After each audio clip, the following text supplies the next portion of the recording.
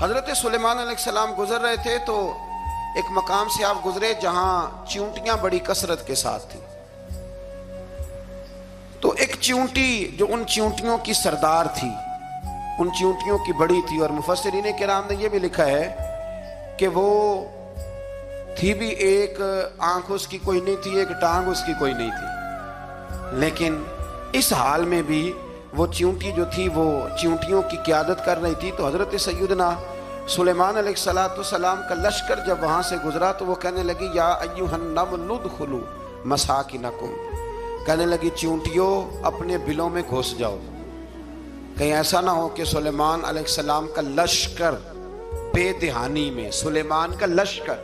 توجہ نہ کرے اور تمہیں پاؤں کے نیچے مسل دے، لہذا اس طرح کرو کہ تم اپنے اپنے بلوں میں گھس جاؤ. حضرت سلیمان ابھی 3 میل دور تھے، تمام مفسرین نے لکھا ہے 3 میل دور تھے. تو وہاں سے چیونٹی بول لی تو قرآن کہتا ہے کہ حضرت سلیمان اس کی بات سن کے ہنس پڑے،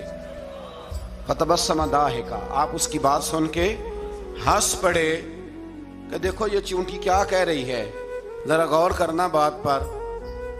کہ حضرت سلیمان 3 میل دور فاصلے پر چیونٹی کی بات بھی سن لیتے. مولوی نے قرآن کی آیت پکی یاد کر لی، انا بشر مثلکم، کہتا ہے حضور نے کہا میں تمہاری طرح کا بشر ہوں، نبی ہماری طرح ہوتے ہیں جی. تو وہ تو 3 میل دور چیونٹی کی آواز سن لیتے تھے، اس کے کان میں چیونٹی رکھو بلا، اسے کہو کہ بتا بلا کیا کہتی ہے، کچھ بتائے گا پھر دوڑ لگا دے گا شاید. کان میں رکھو اس کو، کہو بتا چیونٹی کیا کہتی. اور اگر یہ لفظ نہ ہوتے قرآن کے کہ جب انہوں نے سنا تو ہنس پڑے، یہ جملے نہ ہوتے تو شاید اس کو بھی نہ مانتے، لیکن حضرت سلیمان نے سنی چیونٹی کی بات. اور اب اگلی بات کہنے لگا ہوں، بڑے خوبصورت لفظ لکھے ہیں مفسرین نے، فرماتے ہیں دیکھو ایک چیونٹی نے ایک جملہ بول کے، ایک چیونٹی نے ایک جملہ بول کے اپنے قبیلے کی خیر خواہی کی تو رب نے اس کا جملہ بھی قرآن میں بیان فرما دیا. تو جو ساری زندگی لوگوں کو جملے بول بول کے کہے رب رسول کی طرف آ جاؤ، تو اللہ قیامت میں اس کی بات کو قائم نہیں فرمائے گا.